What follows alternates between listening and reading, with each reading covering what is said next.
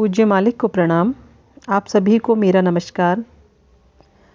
सबसे पहले तो मैं आप सभी से माफ़ी चाहूँगी कि मैं अब दूसरा अपना लेक्चर अपलोड नहीं कर पाई, क्योंकि मेरे पास पर्याप्त मात्रा में इंस्ट्रूमेंट उपलब्ध नहीं थे, तो मुझे थोड़ा सा समय लगा उनको गैदर करने में। लेकिन फ़िलहाल मैं कर पाई हूँ और हम अपनी आगे की सीरीज़ को बढ़ाते हैं। जैसा कि हम पहले पढ़ चुके थे, मेरी इस बुक का नाम है नियति का निर्माण। आज का हमारा टॉपिक है चरित्र और जीवन शैली, जीवन शैली की पवित्रता। जैसे जैसे हम विकसित होते जाते हैं, हमारे द्वारा ग्रहण किया जाने वाला भोजन, हमारा पहनावा तथा हमारी जन्मजात आदतें, इन सभी को धीरे धीरे हमारे विकास के स्तर के अनुकूल बनाना होगा। अपने आध्यात्मिक विकास में 13वें बिंदु के चरम शिखर पर तैरते हुए आप डेटिंग जारी नहीं रख सकते। जैसा कि हमें पता है, हमारे इस मिशन में 13 पॉइंट हैं। आपने शायद ध्यान भी किया होगा, सब पॉइंट्स भी हैं उसके ABCD, उन्हीं में से 13वें पॉइंट की बात हो रही है। लेकिन तब मुझसे कोई पूछ सकता है कि अच्छा, क्या यह भी संभव है? तो मालिक ने उसे इतनी उच्चतम स्थिति तक पहुंचने की अनुमति कैसे दे दी? यह उनकी कृपा है। क्या आप 13वें बिंदु का, उस अंतिम बिंदु के वातावरण का अनुभव नहीं करना चाहेंगे? हम सभी उत्सुक हैं, लेकिन हम वहाँ कितनी देर रह पाएंगे? ये वाकई में अपने आप में सोचने वाली बात है। हम सबको है लालसा कि हमें 13वें बिंदु तक जाना है, लेकिन क्या आपने कभी सोचा है कि हम वहाँ कितनी देर ठहर पाएंगे? जैसे एक भिखारी महल में उससे अधिक देर तक नहीं ठहर सकता, जितनी देर ईश्वर की कृपा या राजा की कृपा से उसे वहाँ रहने दिया जाए। अगर आपको महल में रहना है तो आपको राजा जैसी पात्रता खुद में विकसित करनी होगी। किसी महल में रहना है तो ऑब्वियस सी बात है कि हमें राजा की परमिशन लगेगी, है ना, और वही डिसाइड करेंगे कि हम कितने टाइम तक रह सकते हैं। इसके अलावा हमारे अंदर भी ऐसी क्वालिटीज़ होनी चाहिए राजा जैसी। तो हमें क्या करना है? हमें केवल आंतरिक रूप से ही नहीं, बल्कि अपनी व्यवहार, अपनी जीवन शैली में भी खुद को विकसित करना चाहिए। मतलब हमारे डेली रूटीन, हमारी आदतें, पूर्ण रूपेण परिवर्तन आवश्यक है। हर चीज़ में परिवर्तन आना चाहिए। पवित्रता और अपवित्रता। एक बार प्रशांतता की अवस्था आ जाए तो उसे बिगाड़ना नहीं चाहिए, मतलब शांति। पवित्रता की अवस्था बन जाने पर उसे बिगड़ने नहीं देना चाहिए। लेकिन हमें कैसे पता चलेगा कि आंतरिक पवित्रता के साथ कुछ समझौता हो रहा है? इसके क्या संकेत हैं? कुछ दिन पहले एक बहुत अच्छी किताब में मैंने पढ़ा था कि पवित्र अंतःकरण से एक खरगोश भी शेर की भांति व्यवहार कर सकता है, और अपवित्र अंतःकरण से शेर का व्यवहार भी खरगोश जैसा हो जाएगा। ये मात्र संकेत है जिससे हम हृदय की बिगड़ती हुई पवित्रता के बारे में जान सकते हैं। मतलब हमारा अंतर्मन कैसा है। अगर हम अंदर से हमारा खरगोश जैसा, जैसे है ना, पवित्र हमारा अंतर्मन है, तो एक जो खरगोश होता है ना, वो शेर की भांति व्यवहार कर सकता है। लेकिन जिसका मन बहुत खराब है, अपवित्र उसकी थॉट है, उसका मन इस तरीके से है, तो वो कितना भी बड़ा शेर क्यों ना हो, उसका व्यवहार भी खरगोश जैसा हो जाएगा। इस वक्त हम शरीर या आत्मा की शुद्धता के बारे में बात नहीं कर रहे हैं। शरीर चाहे कितना भी शुद्ध क्यों ना हो, नहाया हुआ हो, साफ सुथरा हो, बर्फ की तरह चमकता हुआ हो, शरीर, क्या ये आपके साथ दिव्य लोक जाएगा? शरीर विकसित नहीं हो सकता, उसकी अपनी सीमाएं हैं। फिर आत्मा की पवित्रता का क्या? पवित्रता उसकी प्रकृति है, वह अपवित्र नहीं हो सकती। वह विकासशील पथ नहीं हमारे शरीर को बदलने वाला है, और ना ही आत्मा को। ठीक है, तो हम किस बारे में बात कर रहे हैं यहाँ? हम किस पवित्रता को बनाए रखना चाहते हैं? यह सूक्ष्म शरीर की पवित्रता है जो आत्मा को घेरे रहती है। शायद ये सभी आप लोग जानते होंगे कि हमारे 3 शरीर होते हैं: सूक्ष्म शरीर, कारण शरीर और स्थूल शरीर। सबसे पहले स्थूल शरीर, देन कारण, उसके बाद सूक्ष्म शरीर। विशेषकर यह चेतना और हृदय की पवित्रता है, उसके फलस्वरूप आत्मा प्रकाशित होगी। मतलब इसमें यह है कि आप किस तरीके की पवित्रता की बात कर रहे हैं। ये सिर्फ अपने आप को साफ सुथरा रखना, नहा धो लेना, मैल हटा देना, तो ये तो बाहर की पवित्रता हुई है। अपने अंतर्मन की पवित्रता मतलब क्या? वो है हमारे अंतःकरण की पवित्रता। जब आप अपने माता या पिता से झूठ बोलते हैं, आपके हृदय में कुछ होता है ना? संत बनने की कोशिश मत कीजिए। मुझे बताइए, आपने कितनी ही बार झूठ बोला होगा। मैं चाहूँगी आप इस चीज़ को एक्सपीरियंस करें थोड़ा सा। आप खुद आंखें बंद करें और सोचें कि जब आप अपने माता पिता से या किसी से भी झूठ बोलते हैं, तो आपको अंदर से आपको भी पता है कि आप झूठ बोल रहे हैं, और आप सोच रखते हैं कि मुझे संत बनना है। आपको लगता है कि आप बन पाएंगे? नहीं हो सकता। और उस वक्त आपके हृदय में भी एक मतलब वेदना सी उठती है कि नहीं, मैंने झूठ बोला है। आप ज़रा अपने हृदय पर गौर कीजिए। आप पाएंगे कि जब आप कुछ गलत कर बैठते हैं तो आपके दिल की धड़कन तेज़ हो जाती है। जब हमें डर लगता है, क्योंकि हम गलत करते हैं ना, डर लगता है, तो हमें बहुत मतलब हार्ट बीट हमारी बहुत फास्ट हो जाती है। पवित्रता बिगड़ने की एक और निशानी ये है कि हृदय में भारीपन आ जाता है, और उसके बाद क्या होता है? ग्लानि और पछतावा। जब हम किसी को बुरा भला कह देते हैं ना, या किसी से झूठ बोल देते हैं, हृदय में भारीपन तो आ ही जाता है। और जब हमें इसका एहसास होता है ना, तब हमें क्या होता है? हमें बहुत गिल्टी फील होती है, हमें पछतावा होता है कि ओहो, मैंने ये क्या कर दिया, मुझे नहीं करना था। आप खुद से एक तरीके से नफरत सी करने लगते हैं। अपने माता पिता के साथ मैं ऐसा व्यवहार कैसे कर सकता हूँ, ये सोचने लगते हैं। अब क्या होता है? मेरे हृदय में हल्कापन होना चाहिए था, खुशी होनी चाहिए थी, आत्मविश्वास होना चाहिए था, और होना चाहिए था अपने माता पिता का सामना करने का साहस। क्योंकि मैंने कोई बेवकूफ़ी नहीं की है। मुझे किसी भी स्तर पर जाने या अनजाने कोई भी समझौता नहीं करना चाहिए था। कई लोग बहाना बनाते हैं, माफ़ कीजिए, मुझसे अनजाने में यह हो गया, मुझे नहीं पता था कि वो इंसान ऐसा है। पिताजी, मुझे क्षमा कर दीजिए कि मैंने ऐसा किया। अपने पिताजी को बेवकूफ़ मत बनाइए, और ना ही खुद को। एक्चुअली में जब हम झूठ बोलते हैं या कुछ छुपाते हैं या ऐसा कोई भी काम करते हैं ना, तो हम उस सामने वाले से झूठ नहीं बोल रहे होते हैं। हम खुद को सेटिस्फाई करने में रहते हैं कि हाँ, मतलब खुद को करना होता है कि नहीं नहीं, मैंने ठीक किया, मैंने ठीक किया। आप अपने हृदय की पवित्रता से एक तरह से समझौता कर रहे हैं। हालांकि शारीरिक जटिलताएं और अशुद्धियां यहाँ पर दफन हो जाएंगी या आहूत हो जाएंगी, ख़त्म हो जाएंगी, परंतु उनके स्पंदन दूसरे आयाम तक जाएंगे। हमें बहुत ही सावधानी बरतने की आवश्यकता है। यह सूक्ष्म शरीर की पवित्रता है जो आत्मा को घेरे रहती है। विशेषकर यह पवित्रता चेतना और हृदय की है। उसके फलस्वरूप आत्मा प्रकाशित होगी। अगला हमारा टॉपिक है इच्छाएं और खुशी।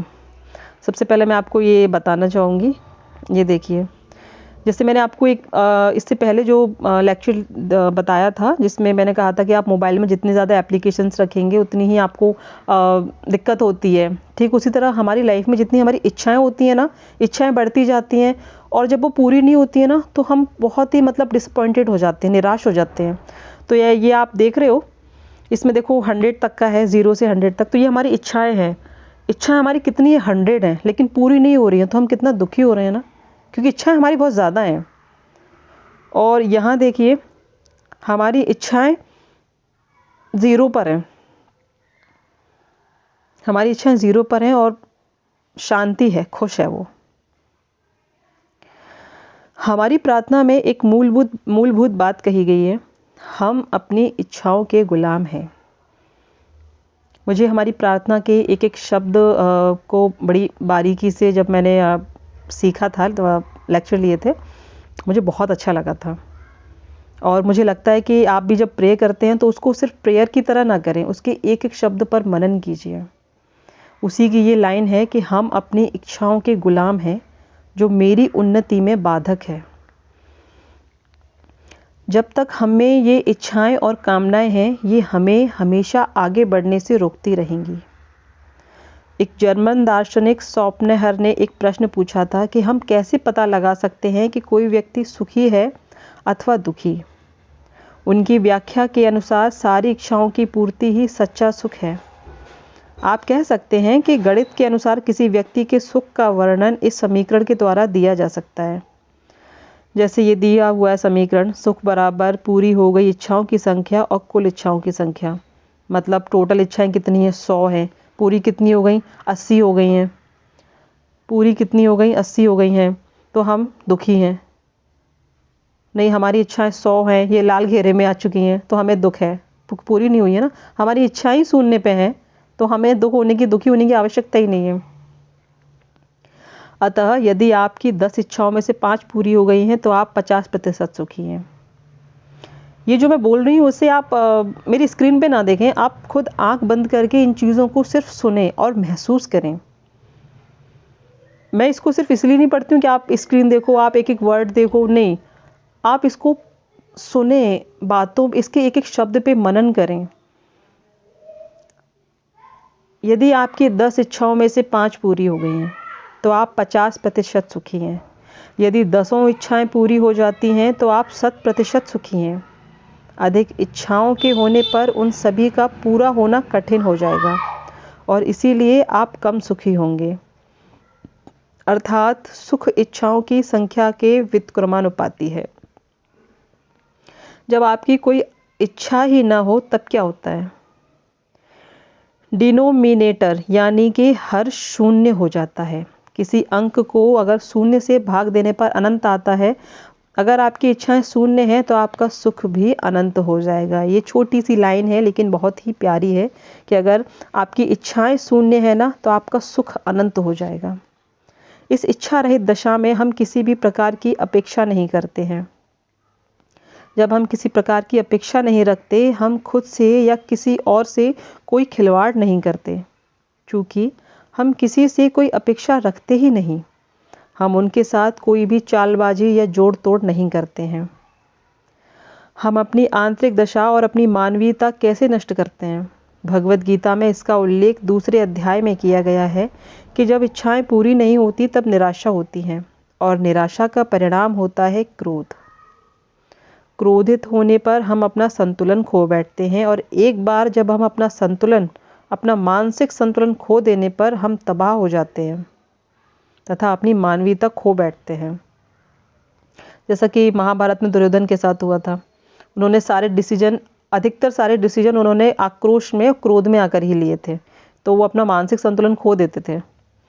इसलिए सहज मार्ग में हम प्रार्थना की इस दूसरी पंक्ति पर इतना अधिक बल देते हैं कि हम अपनी इच्छाओं के गुलाम हैं, जो हमारी उन्नति में बाधक है। हमें इन बातों के प्रति सदैव सावधान रहना चाहिए। शाहजहाँपुर के श्री रामचंद्र जी ने इस विषय में कहा है कि कम से कम का अधिक से अधिक, यानी अधिक से अधिक इच्छाओं को कम करते जाना। वे किस बारे में बात कर रहे हैं? एक्चुअली में वे इच्छाओं के बारे में बात कर रहे हैं। अधिक से अधिक इच्छाओं को कम करते जाना। जब आप इसे गणित के तरीके से देखते हैं तो आप इस सरल से कथन में बहुत अधिक समझदारी पाते हैं। यदि आप अनंत सुख, अनंत परमानंद की चाहत रखते हैं तो अपनी इच्छाओं को कम और भी कम करते जाएं। अधिकाधिक कम और अंत में शून्य। होता है ना कि स्टार्टिंग तो करिए, पहले एक सीढ़ी पे पैर रखिए, फिर दूसरी पे रखिए, तो आप ऊपर पहुंच ही जाओगे। तो अधिकाधिक बहुत ज़्यादा आपकी इच्छा है तो सबसे पहले आपको ऐसा नहीं कि मैं आपसे कहूँ कि आपकी अगर 100% इच्छाएं हैं तो आप उसको तुरंत जो 0 पर ले आइए, आपको बिल्कुल कुछ सोचना ही नहीं है, आप तुरंत छोड़ दीजिए इस चीज़ को। नहीं, अगर बहुत इच्छा है तो उसको पहले हम कम करेंगे, कम के बाद हम उसको बिल्कुल ख़त्म करेंगे और अंत में हम उसको शून्य कर देंगे। खुद के साथ समझौता करके अपने अंतःकरण में शांत बने रहें। मेरे प्रभु, आपने मुझे जो भी प्रदान किया है और भविष्य में भी देते रहेंगे, मैं उससे संतुष्ट हूँ। मेरा अच्छा बुरा, कम ज़्यादा, जैसा भी आप मुझे दोगे मैं उसमें संतुष्ट हूँ। क्या इसका ये अर्थ है कि आपके पास आईफोन नहीं होना चाहिए? आप इस बारे में सोचिए। हमारी खुशी किस में निहित है? हमारी आत्मा की, हमारे हृदय की वो संतुष्टि कहाँ है? हमें समझ लेना है कि इच्छाओं से केवल हमारा दुख बढ़ने वाला है। और शून्य इच्छाएं होने से हमारी खुशी असीमित रूप से बढ़ जाती है। इस स्थिति में हम किसी चीज़ की अपेक्षा नहीं रखते। जब हम कोई अपेक्षा ही नहीं रखते, हम खुद से या किसी और से कोई खिलवाड़ नहीं करते। चूँकि हम किसी से कोई अपेक्षा नहीं रखते, हम उनके साथ कोई चालबाजी या जोड़ तोड़ नहीं करते। हम लोगों के साथ चालबाजी ठीक तभी शुरू करते हैं जब हमें उनसे अपेक्षाएं होती हैं। मतलब जैसे मुझे किसी आदमी से कोई काम करवाना है, या मुझे लगता है कि ये मतलब मैं उससे एक्सपेक्टेशन कर लेती हूँ कि ये काम मेरा हो जाएगा, लेकिन अगर वो काम होता नहीं है ना, तो मुझे थोड़ा सा दुख होता है। अरे इसने ऐसा नहीं किया, बुरा लगता है। मुझे नहीं, हर किसी को बुरा लगता है ना। तो अगर ये मैं अपेक्षा ही ना करूँ, मैं मेरे हिसाब से ही करूँगी, तो फिर तो बात ही ख़त्म हो जाएगी। इसीलिए हम जो भी करते हैं, सोचते हैं ना, या दिल से जिसकी तमन्ना करते हैं, उसके दो परिणाम होते हैं। परिणाम या तो अनुकूल होते हैं या प्रतिकूल होते हैं। ऑब्वियस सी बात है। परिणाम अनुकूल होने पर हम संतुष्ट हो जाते हैं और उसके बाद हमें कोई और चिंता ही नहीं रहती। मतलब जो चाहा वो मिल गया, दैट्स अ कूल। कहते हैं ना, अरे जो चाहा वो मिल गया, मतलब जिस चीज़ की अपेक्षा करी वो हो गया, बस ठीक है, अब क्या चाहिए।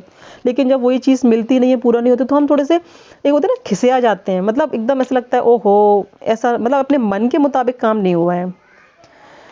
अपेक्षाओं के अनुरूप हमारे कार्य संपन्न हो जाने पर हम पूरी तरह निश्चिंत हो जाते हैं, जबकि विपरीत परिणाम होने पर विचलित हो जाते हैं।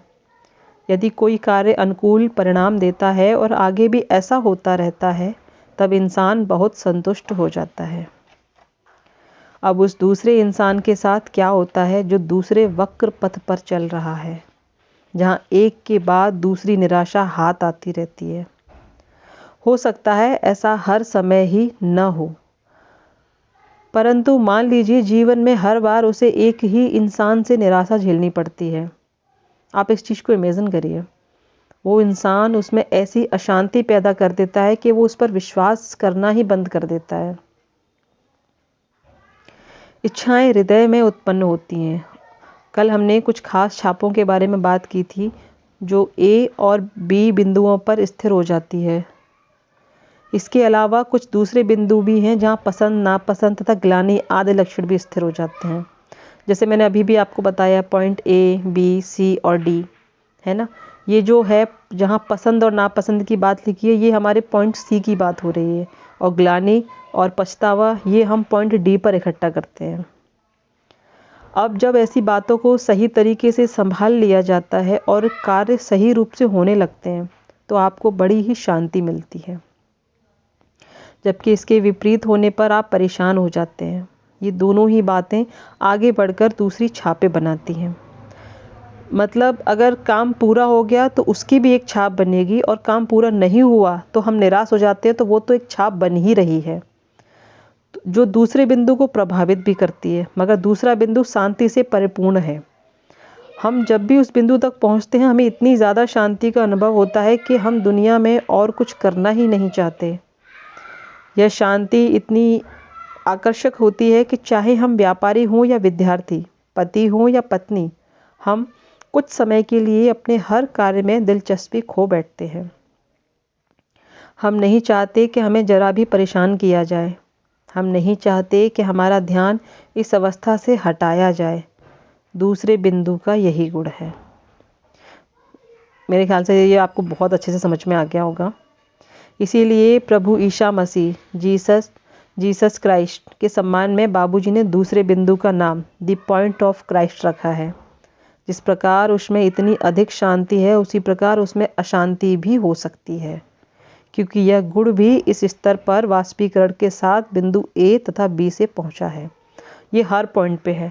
सब चीज़ एक साथ ही है। गुण हैं तो दोष भी हैं, शांति है तो अशांति भी है, पसंद है तो नापसंद भी। एक ही पॉइंट में उसके दोनों पहलू हैं।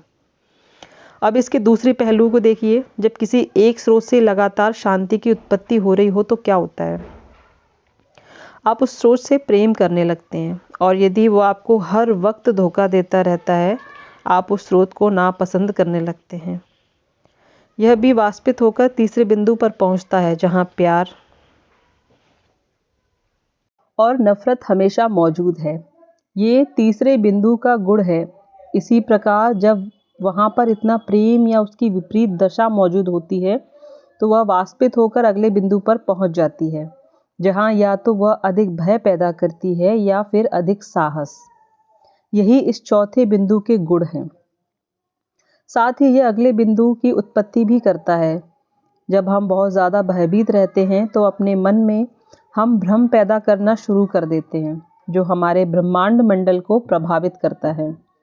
और ब्रह्मांड मंडल यानी कि हमारा मन कभी भी भ्रम को बर्दाश्त नहीं कर सकता। जब मन इस प्रकार विचलित हो जाता है तब हम अपनी मानवता और मानवीय लक्षण खो देते हैं। इसीलिए हमें इन वृत्तियों के वशीभूत नहीं होना चाहिए। हमें यथासंभव इस दशा पर शीघ्रता से विजय पा लेनी चाहिए, अन्यथा वे हमारे पूरे अस्तित्व को ही बिगाड़ देती है। अतः साहसी बने, प्रेममय बने, शांतिमय बने और इच्छाओं पर ज़्यादा गौर न करें। सहज मार्ग जीवन शैली यही है। तो जैसा कि हमने इस पूरी आज के इस लेक्चर में देखा कि हमें हमारी इच्छाएं कैसी रखनी है। कम इच्छाएं होंगी तो हमें दुख भी कम ही होगा, और शून्य होगा तो फिर और ही अच्छी बात है। मेरे इस चैनल को लाइक करें, शेयर करें और मुझे इसी तरह सपोर्ट करें। मैं कल फिर से इसके आगे का एक लेक्चर लेके आऊँगी। Thank you.